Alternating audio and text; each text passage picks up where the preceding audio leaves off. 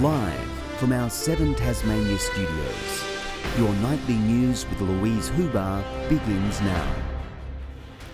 Good evening, thanks for joining us in our special timed broadcast after the cricket. First coming up in our bulletin tonight, Tasmania has recorded more than 1,400 COVID cases, but our first line of defence is set to be bolstered with 5 to 11-year-olds eligible for vaccines from tomorrow. With only a month to go until the school year begins, education groups are concerned about safety in the classroom. 11-year-old Ben is getting his first dose of the COVID vaccine this week, and he'll be encouraging his mates to get it too. I'd say, do you guys really want to have days off school? Like, you won't be able to play with me when playing footy and stuff. Vaccinations for 5 to 11-year-olds open tomorrow. Ben's mum Lee booked him and his sister Kate in as soon as she could. His older brother James has had his and no concerns, and we just thought, given the spread, the rapid spread, it was important to have them vaccinated. I think it's really important that schools are the safest place we can make them. The best way we can do that now is for children to get vaccinated. The state government says 40% of the cohort are already booked in to receive the jab. There are still concerns about where the vaccination level will be and the possibility of outbreaks when kids head back to school. If there's any chance that the school start might be delayed, like we're seeing happen in other states right now, then the government need to make that decision quickly so that parents have the opportunity to put other measures in place. My expectation is that Term 1 will still recommence on the Wednesday, the 9th of February. We have got plans in place and those plans continue to evolve. If we're still considering whether we're going to be doing masks or not, and we're 3 to 4 weeks away from school going back, I think I'd be worried that the plans aren't yet in place, and they need to be. Disability advocates say they've got a laundry list of questions that need answering. Biggest problem at the moment is there is no communication. We kept being told there's a plan, but that plan isn't being communicated. 1,406 positive results were announced in the state today. Active cases rising to just under 7,500. 4 people are now being treated in hospital for COVID. King Island's outbreak has now grown to 92 positive cases, but the island has received rapid testing supplies. CSIRO's RV investigator has been forced to delay its voyage to Antarctica after a positive case on board. Some Tasmanian health staff classified as close contacts are also being sent back to work. This proves that we are being responsive and dynamic to the circumstances. We're seeing similar decisions made in other jurisdictions. We don't have a dynamic government. We have constantly shifting goalposts that cause confusion and concern in the community. Saying rules are being made on the fly, and the state government needs to be open about the plans for if things get worse. Josh Duggan, 7 Tasmania News. Back home, and Olympic talent was among the hundreds of runners who gave it their all in the Cadbury Marathon this morning. A local woman and a Queensland man took out the prestigious race where personal bests were smashed and endurance put to the test.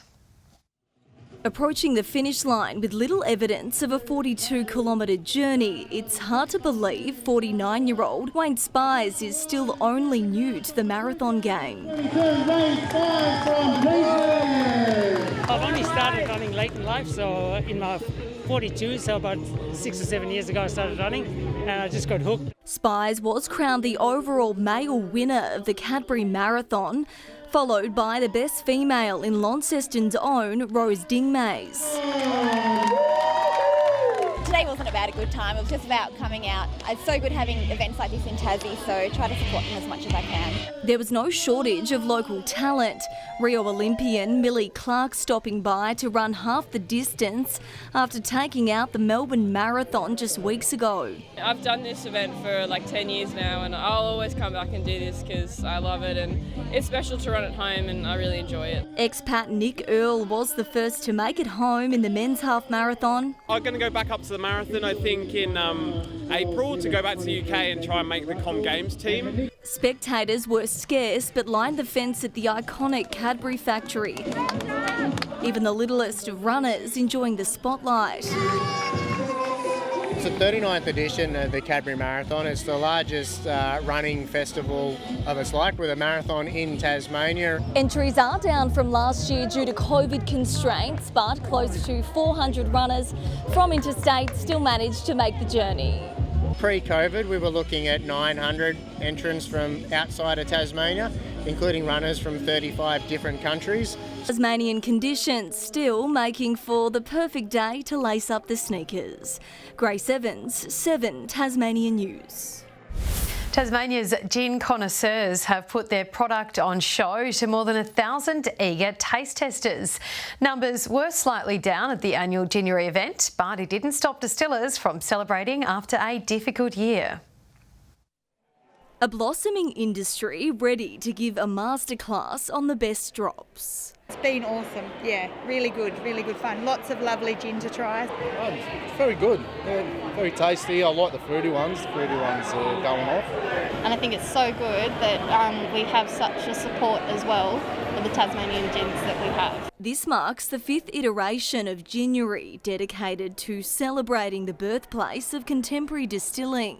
They're so talented, and they're really just pushing the limits of what you can do with a gin. Masked up local and interstate patrons revelled in the COVID-safe day out at the goods shed. Yeah. This is amazing. Like last year was good, but this year's been really good so far. Yeah. We've had close to 30 distilleries come down here and present, and over the few sessions we've had probably close to 1,000 people come down, drink lots of gin, buy lots of gin. But like many events, they couldn't escape the pressures of the pandemic. We've had quite a few cancellations, unfortunately, and we hope to see them all again next year. Distillers like Denali Bay were eager to create connections to their product. This is our second year. We had a great time last year and we just had to come back again. With a focus on innovation the way forward. The shape of the bottle, basically you go to the shops, it's what you see, especially when women love what they see. Grace Evans, 7 Tasmanian News. One of Launceston's summer staples has returned to set toes a tapping. Music fans City Park lawns this afternoon for the launch of the Music in the Park series, with the first concert played by Tasmanian band Apache.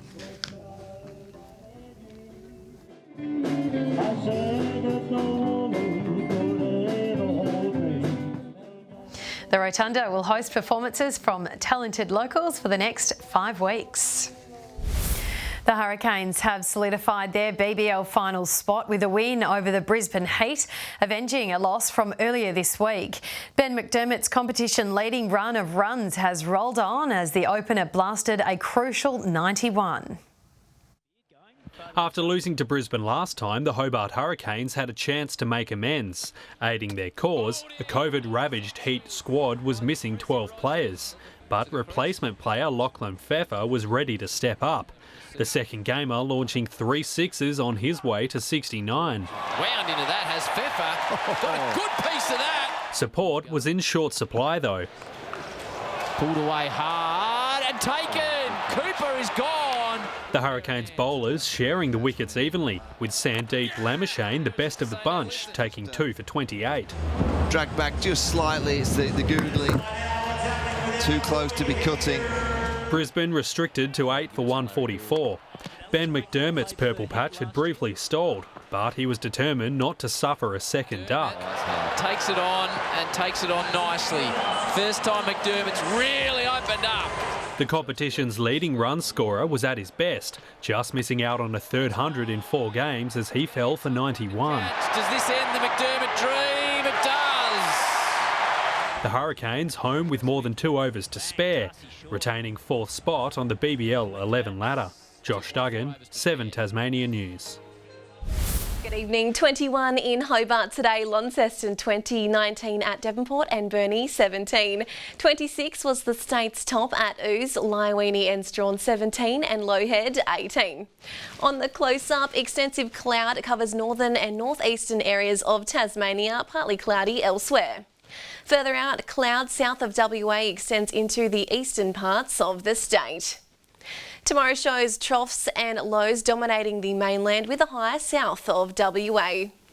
Southeasterly winds tomorrow at 10 to 20 knots, swells up to 2.5 metres in the west and south and below 1 metre in the north. A minor flood warning is current for the Meander, South Esk, Macquarie and North Esk rivers. Tomorrow's forecast now, a shower or two across Hobart and Dover, ooze 25. In the north, Launceston 27, 23 in Devonport, partly cloudy in Scottsdale.